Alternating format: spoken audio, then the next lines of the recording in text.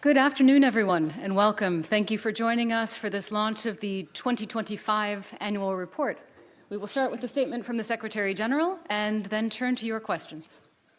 Yes, good afternoon, and thank you for joining us today for the launch of our 2025 annual report. This report is basically a summary of what we have discussed, what we have decided, and also what we have done as NATO throughout 2025. And it was quite an eventful year. We see clearly that our world is constantly changing, and we are adapting to ensure we remain prepared.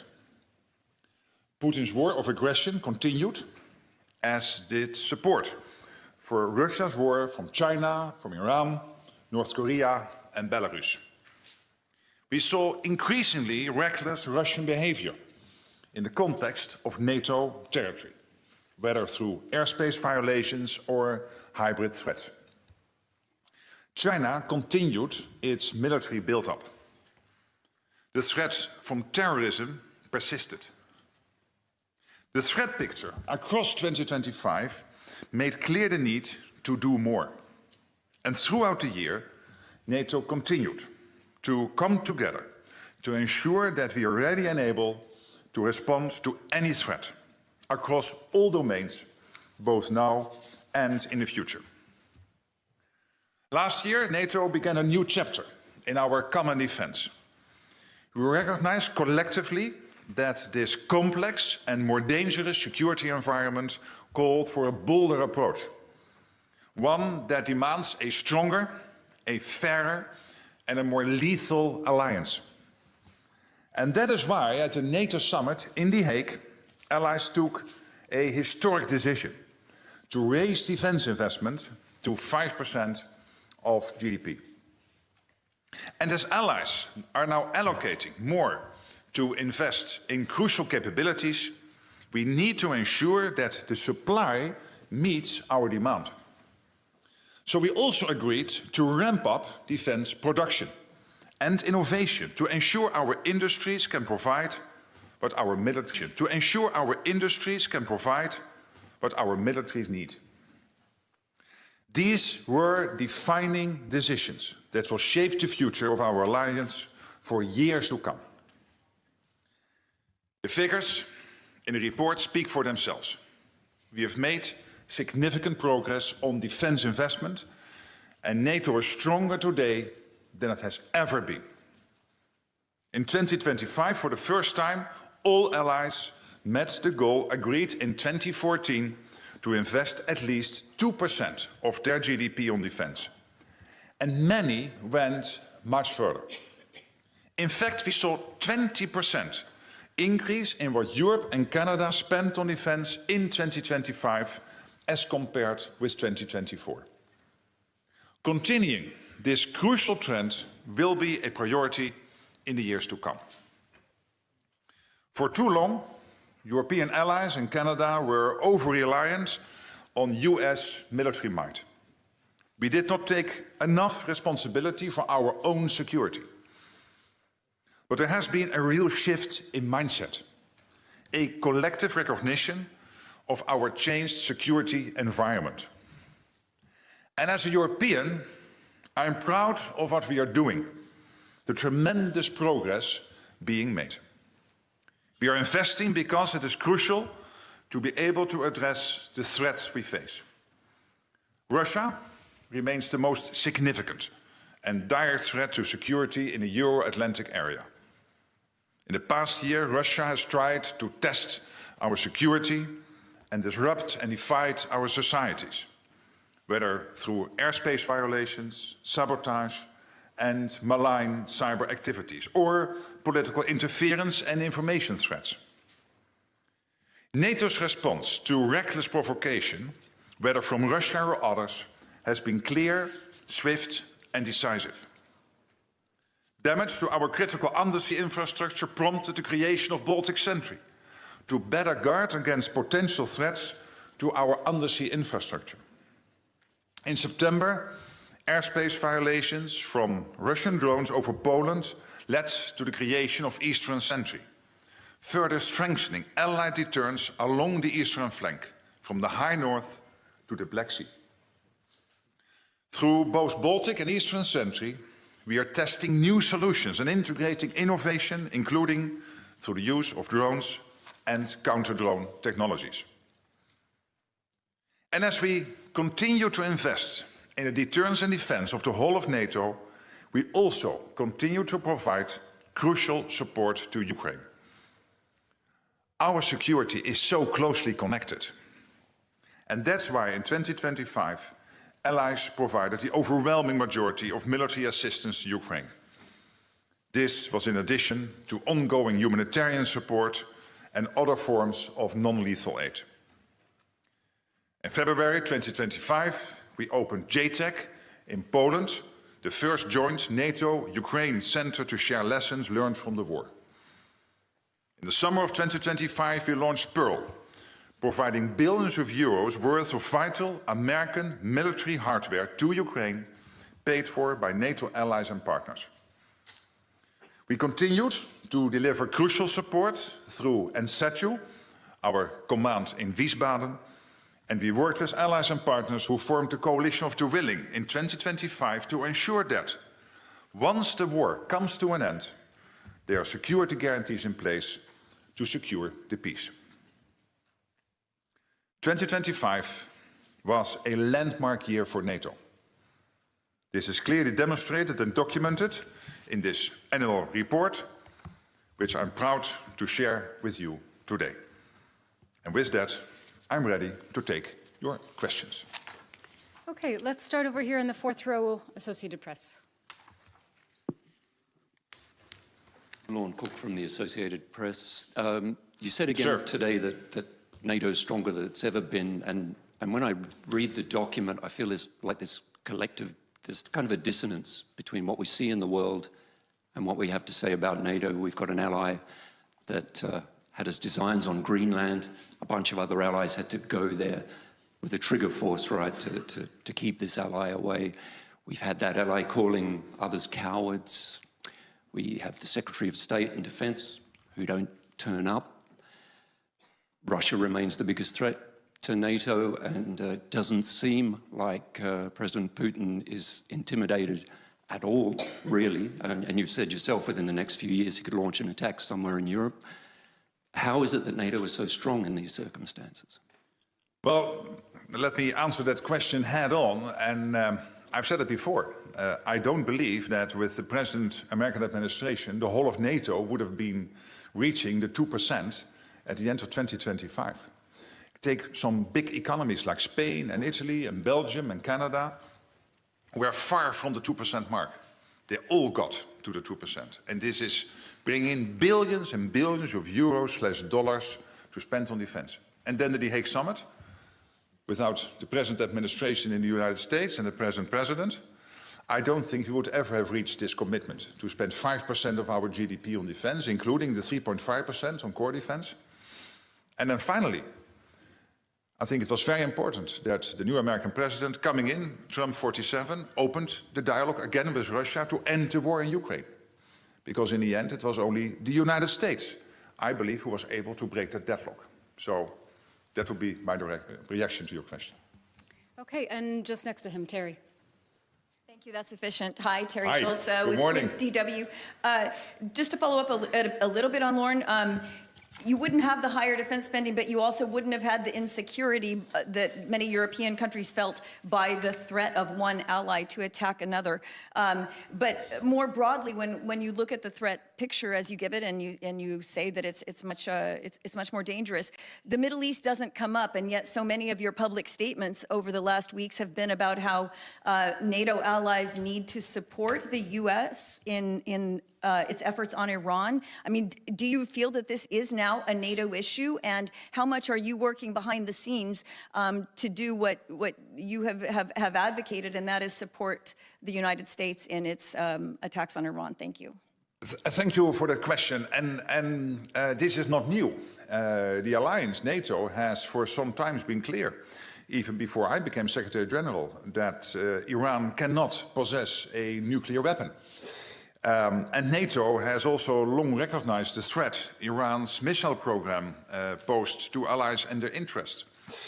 And what the United States is currently doing is degrading those capabilities, both the nuclear and the missile.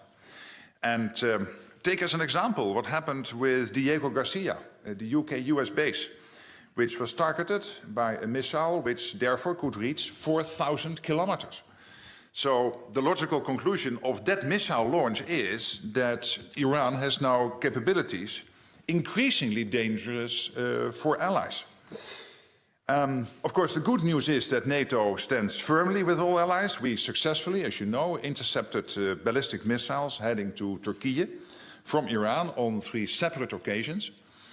And when it comes to making sure that sea lanes are opening up again, and if they have opened up again, that collectively we are able to, as a world community, to make sure that ships can sail there.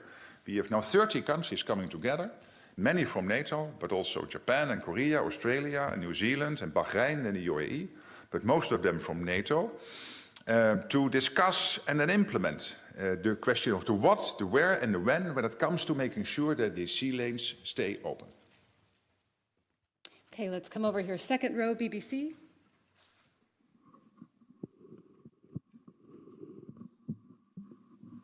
Thanks very much, Mr. Rutte. Good morning. Good morning to you. Congratulations with your new Director General. I'll pass that on. The first question is on Iran. You told our partners at CBS News that President Trump is doing this to make the whole world safe.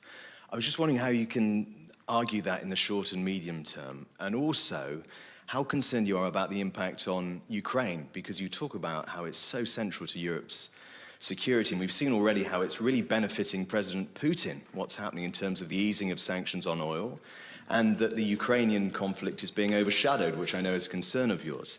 And secondly, if I may, you have made a conscious decision not to criticize President Trump publicly. You're among a number of figures on the global stage who have done that. But just last week, he was saying that NATO allies were cowards for not joining what's happening in Iran, joining him and Prime Minister Netanyahu. And in that Truth Social post, he ended it by saying, we will remember. Now, whether or not President Trump is aware of this, but that has real echoes and chimes with words of remembrance that for more than 100 years, people in Europe in particular have been using that sort of phrase, we will remember them. So I just wonder, I'm not inviting you to criticize President Trump, because I know that's something you've been reluctant to do, but how does that touch you? How does that feel you when you see that sort of post?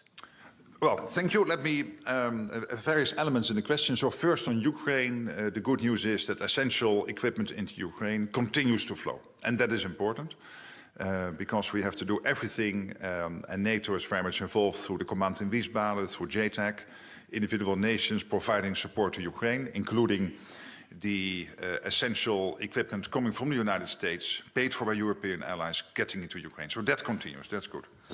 Then when it comes to the comments of President Trump, as I said also on CBS, what I've been seeing is some frustration with him about the Europeans needing to take time to react to his request when it comes to this question of making sure that sea lanes are open.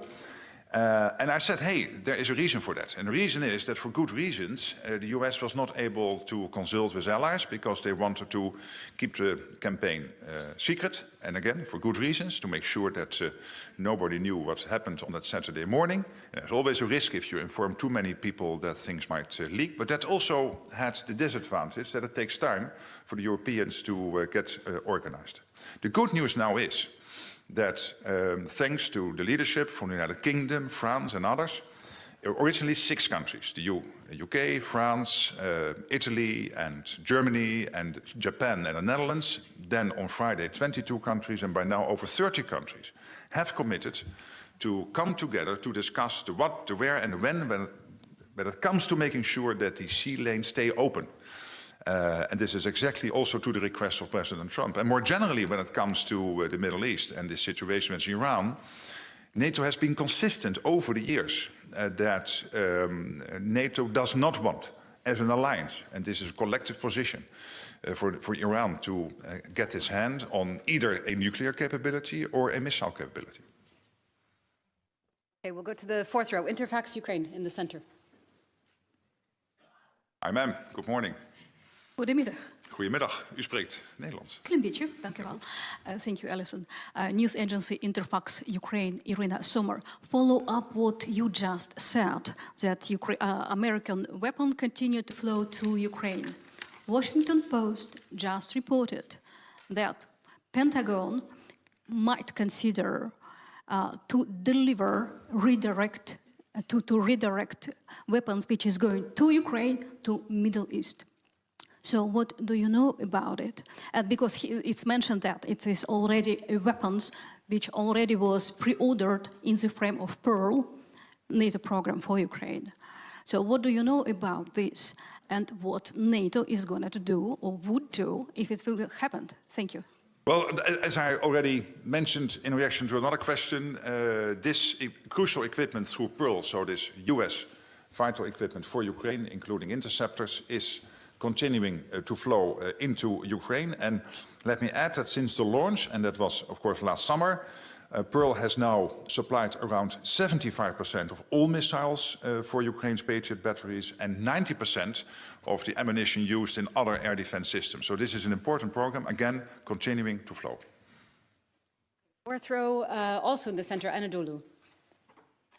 Thank you very much, Secretary General. This is Chair Hi, Fitcherton good from morning. Anadolu Agency. Good morning. You've mentioned your efforts regarding the formation of a multinational coalition outside of NATO to address the situation in the Strait of Hormuz. But I want to focus more on the NATO dimension of the conflict.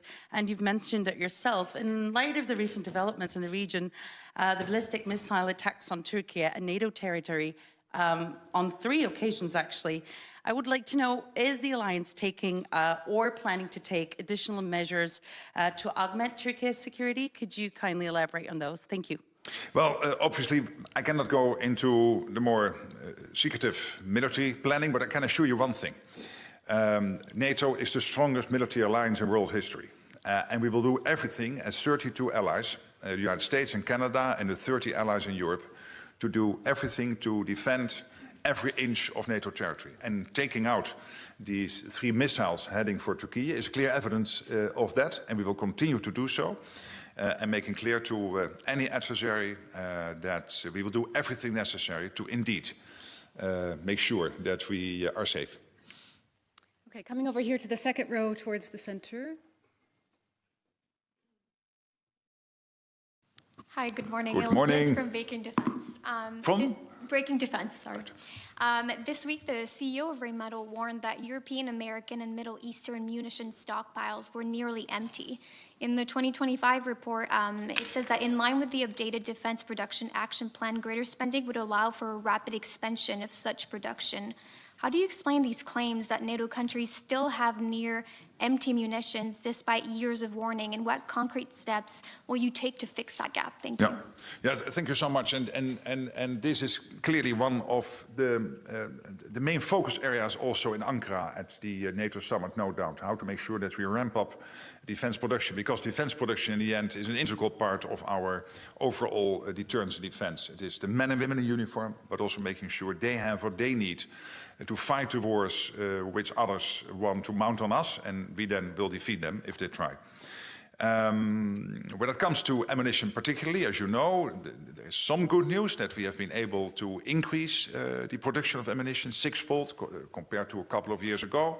But still, clearly there is more to do. And when you look at the broader defense industrial base, and this is an issue which we have to confront both in the United States and Canada as well as in Europe, the defense industrial base at the moment is simply not producing enough, and we are not fast enough in implementing innovation. We are getting better, but we have to do more. One of the reasons why we started the 2 sentries last year and also Arctic Sentry this year is not only to defend what we try to defend and will defend through the centuries, but also to make sure that we know where the gaps are, which capabilities we need to develop, including when it comes to innovation. Take, for example, drone and anti-drone technology. Here, as also is now the case in the Middle East, we can learn from Ukraine. But there are other examples.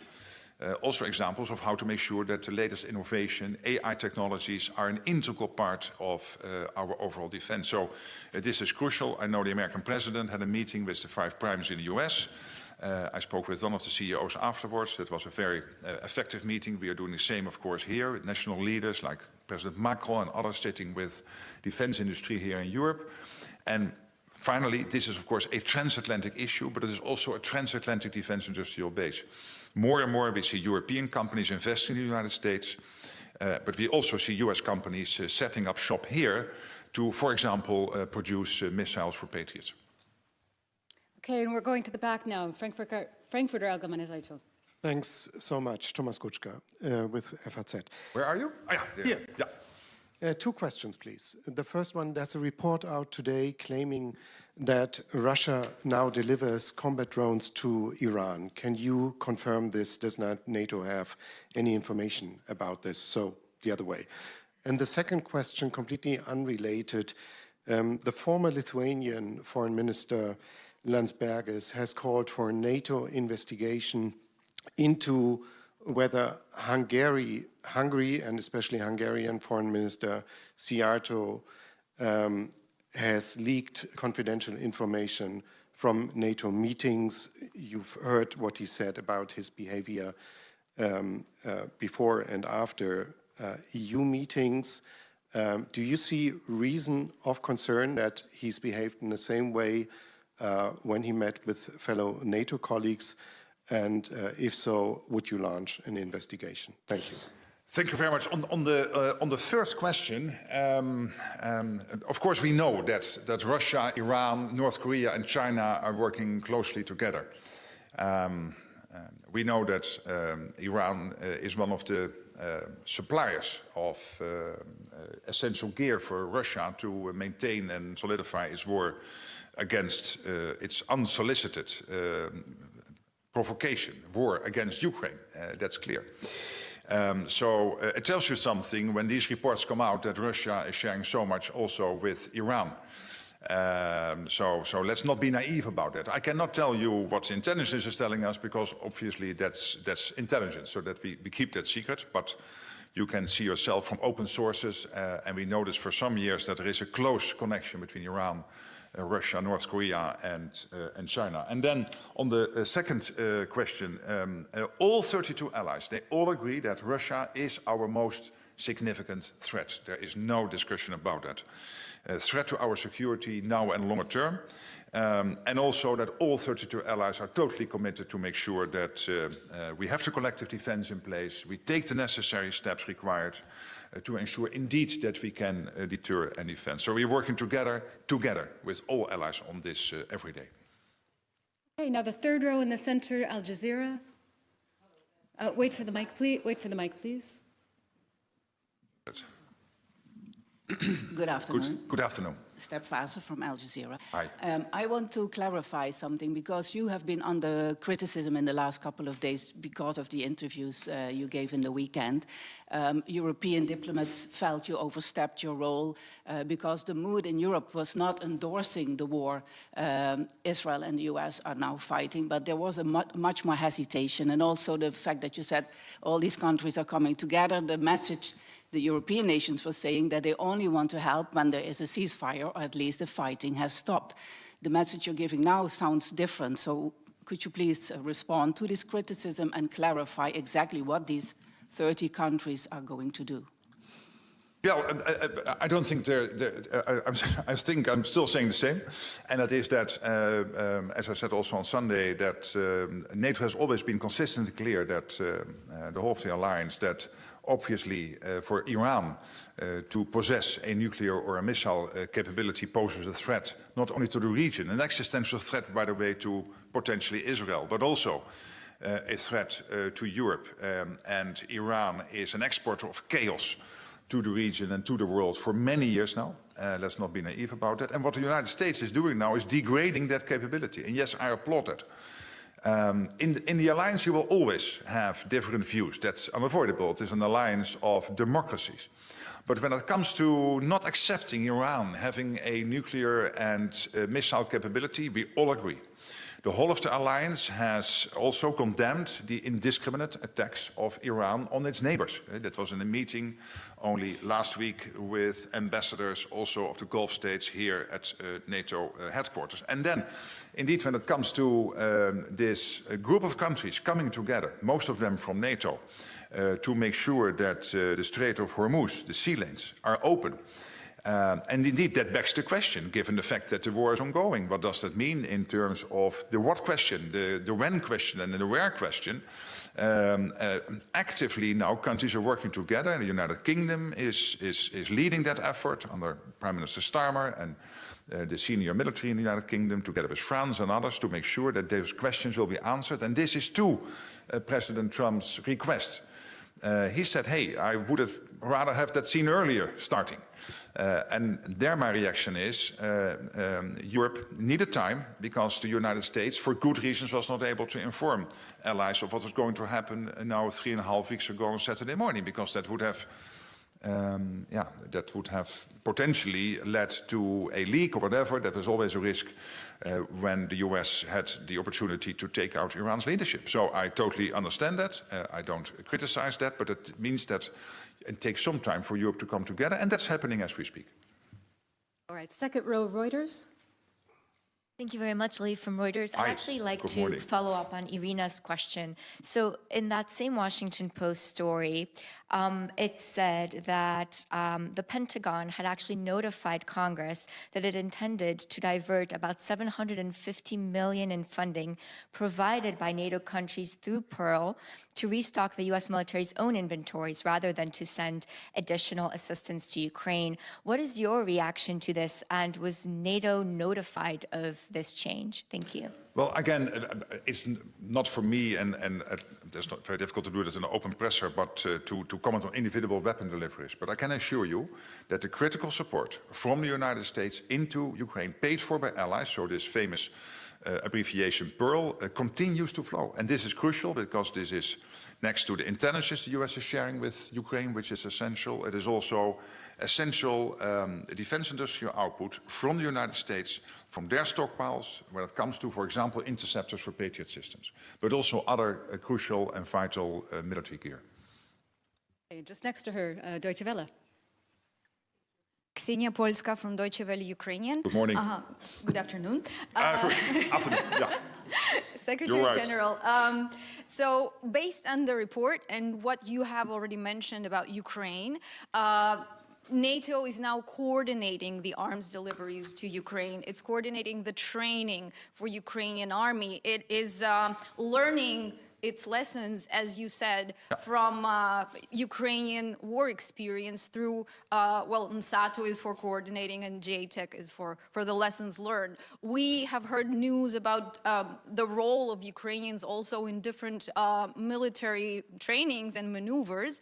And given this level of operational involvement and cooperation, would you describe Ukraine as already part of NATO's defense ecosystem, even without the formal membership? Well, let's be very precise on this. NATO is not party to the conflict. So NATO is indeed coordinating all the support, the training and the weapons deliveries and capturing all the lessons and making sure we share them within NATO. And then, of course, we also share our insights with Ukraine through this joint education and training center in Poland, the so-called JTEC. You're totally right on that. But then I don't want to put a particular frame on it. There is a path into NATO for Ukraine, which was agreed at the Washington Summit in 2024. That path will take time because we know there are various allies not accepting NATO membership at the moment, so that is not on the cards for now.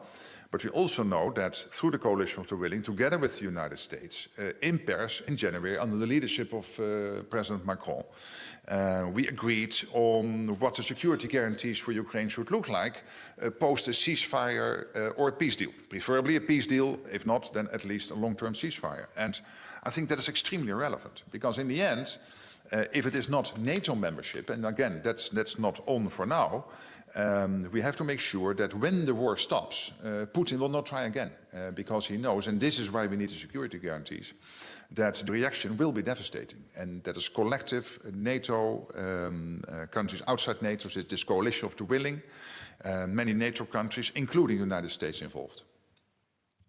Okay, front and center, Estrella. Hello, good afternoon. Good afternoon. This is Ana Crespo Guillén from the Spanish newspaper Estrella Digital. You said that the trend of increasing defense spending will be a priority in the years to come. Spain has reached a defense spending of 2% of its GDP in 2025 and is therefore approaching what it considers its ceiling, which is 2.1%. At the same time, other NATO allies that have also reached the 2% benchmark are expected to more than double their efforts toward 5% by 2035. So how do you assess the fact that over the next decade, Spain's planned increase in defense spending would be limited to around 0.1 percentage points, while most other allies are expected to make significantly larger increases? Thank you so much. But let me start by commending Spain, because at the beginning of last year, the Spanish defense spending was about 1.3, 1.4%, and in April I got a call from Pedro Sanchez, the Prime Minister, saying we will go to the 2%. He did. This is billions and billions extra structurally spent on defense by Spain. It was one of the 4 bigger economies not on 2%. The others were Italy, Belgium, and Canada. And then there were some very important allies, but a little bit smaller economies like Slovenia and Luxembourg. They all reached the 2%, including Spain. Spain is deployed all over NATO in forward land forces, in missions. You have a Patriot battery securing the airspace in that part of Europe, Turkey, etc., but also wider, to make sure that we can defend ourselves on every inch of NATO territory. So Spain is really doing what Spain needs to do. And yes, at the NATO summit in The Hague, Spain signed up to the statement. But there was also, and you know, the disagreement, the agreement to disagree, that we believe Spain needs to spend 3.5 to get to the capability targets. Spain thinks it can be done on 2.2, and future will tell who is right. I think I am. We will see. But that is not new. That was the summit in The Hague. But what happened last year, really, let me commend Spain for what Spain is doing. All right, third row on the aisle. Thank you very much for the opportunity. Good afternoon, Mr. Rutte. President Trump is calling your organization an organization of cowards. You're not responding to that. Is that your strategy to keep the Americans on board? Well, let me be clear. As Secretary General, of course, the alliance is very dear to me, otherwise I would not have this role. But as I said before, the United States, under this president, is doing stuff which is quite crucial for the alliance. But then I have to repeat a little bit. It is starting again the dialogue with Russia, breaking that deadlock, getting the peace process going. It is making sure that the whole of the alliance came up to the 2%. I'm again not sure whether we would have reached that at the end of last year without President Trump. And then in The Hague, we agreed on the 5% spending target. And this is doing 2 things. One, it is equalizing with the US. That is taking out this big irritant that the Europeans and the Canadians were spending less than the Americans. A problem basically since Eisenhower. So, hey, it was about time to solve that issue. But more importantly, it is making sure that as an alliance as a whole, we have what it takes and what we need to deliver on the capability targets defense ministers agreed last June in 2025, so that if the Russians or whoever adversary wants to try something against us, we are not only now, yes, now we can defend ourselves, but also longer term we can do that. That's why we need to spend that 3.5% core defense spending, 5% overall. And that is all, yeah, I think also in a large part, and not every European likes me to repeat this, but it is true. Without Trump, I don't think it would have happened. Okay, we have a few minutes left and more questions than we have time, but let's go to AFP here in the second row. Thank you very much. Good afternoon. Good afternoon, sir. I'm Olivier Beau from AFP. I would like to come back on what you said on Ukraine, that essential equipment continues to flow to Ukraine. But the question is for how long? And we are talking here about missiles interceptors like Patriots. I mean, are you concerned that the stocks might be exhausted very soon if the war in Iran lasts longer? Thank you. Well, I mean, yes, the flow is continuing. And we also know that in the Middle East and a lot of stockpiles are being used. That's clear. And there was this other issue already, and that is the defense industrial base, that we have to produce more. Your country, France, has some of the most impressive defense industrial companies in Europe, but please ask them to produce more. And the same I could say to colleagues from Germany. Germany, and by the way, Italy, the Netherlands, others have some of the best defense industrial companies in this part of the world, but they need to produce more. Extra production lines, extra shifts, opening new factories. The money is there. There was always the problem, can we have the 10-year safety and security in money supply? Yes, you have it now, because tens, hundreds of billion extra spent on defense, and we know that about 20 to 30% is spent on defense industrial output. So the good news is the flow is continuing, and at the same time we know, even without the campaign now against Iran, that there was the absolute necessity to ramp up our defense industrial production. And this is an issue which Europe has to face with the US, which the US has to face, and collectively, as a transatlantic defense industrial base, we have to face. Okay, third row on the aisle. Tamara Nutsubidze, independent media platform from Georgia, Euroscope. Thank you for this opportunity. Secretary General, I read in your report about Georgia that allies also revived NATO's engagement with Georgia in light of the 2024 parliamentary elections. So it is very important for us. Can you tell us more details? What was revised? What was reprioritized, as he is mentioning? And also, NATO not only a military organization, it's also a political organization. So how do you estimate recent developments in Georgia? I mean, these repressive laws against media, NGOs, civil society, opposition leaders are in the prison. So can you tell us more detail? Thank you. Yeah. First of all, when it comes to Georgia, obviously we coordinate closely with the European Union. When it comes to the relationship between NATO and Georgia, we think there is merit in keeping that relationship going. But of course, we also have to recognize recent developments, and that's why we call upon Georgia to return to the path of a more pro-EU European forward-looking approach, including making sure that all the developments and let's say the whole trajectory Georgia was on in terms of democracy, rule of law, that is continued, and obviously there are serious worries at the moment. So we have the dialogue, we have the discussion, but we have taken the position that it is better to keep the relationship going and then having that avenue to discuss those issues than to say, hey, we don't like it, we end the relationship altogether. Lithuanian public broadcaster, third row. Thank you very much. Milda Velikanskite from Lithuanian Public Broadcaster. Good morning. Good afternoon. Good afternoon. Secretary General, question on Ukraine. You talk about overwhelming support from NATO and that United States are crucial for a peace negotiation. Yesterday from Ukraine, we heard that United States pressure Kyiv to give up Donbas region in exchange for security guarantees from American side. Would you say it would be a fair deal, fair offer, or fair ask from a country who defended itself for more than 4 years to give up territory in exchange of security guarantees? Thank you.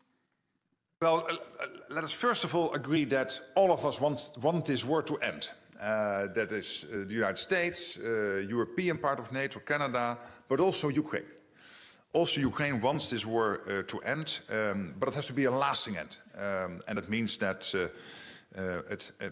after the war ends, we have to make sure that Ukraine is sovereign, that Ukraine is secure, and we have seen a speeding up of the peace process thanks to President Trump, and I mentioned it already, commending the US efforts there. But for Ukraine to be not only sovereign, but also secure, key in all of this are the security guarantees. They are absolutely vital.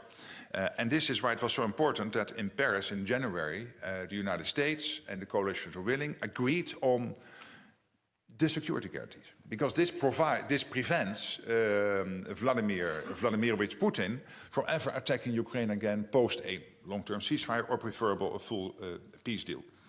And of course, when it comes to territory, any decisions on territory clearly are for Ukraine to take.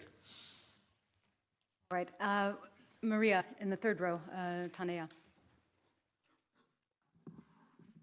Thank you. Good afternoon, Good Secretary afternoon. General. Maria Vassiliou Tanea.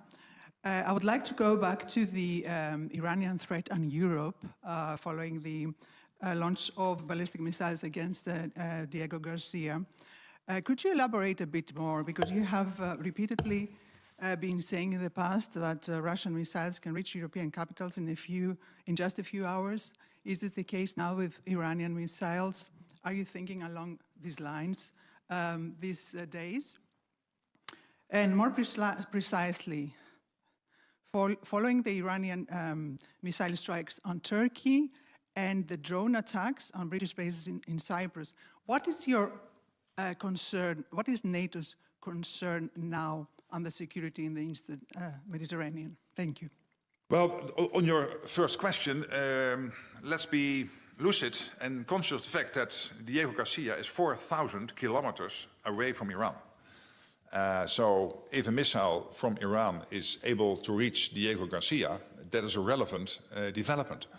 And what I was saying before to one of the questions asked, that it means that Iran already had capabilities which are dangerous for allies, but this means they are increasingly dangerous for allies. And you can do the math yourself, 4,000 kilometers. So in that sense, it's clear that where NATO allies collectively, unanimously agreed that two things should not happen. One is Iran having a nuclear capability, and secondly, Iran having its hands on a missile capability of this magnitude, then clearly there is reason to assume that there is an increasingly more dangerous situation for allies. The good news, of course, is that allies are prepared. We can defend ourselves. NATO is a very strong alliance. And you have seen that in Turkey with the 3 missiles heading for Turkey. And let me say to all citizens in NATO territory that our military, under the leadership of the Supreme Allied Commander, they are on this, all of them, to make sure that we have what it takes and what we need to defend every inch of Allied territory. All right. Thank you so much for joining us today. That's all we have time for, but very grateful to see you and have a good afternoon. Have a great afternoon. Yes. Thank you. And see you later. Yeah.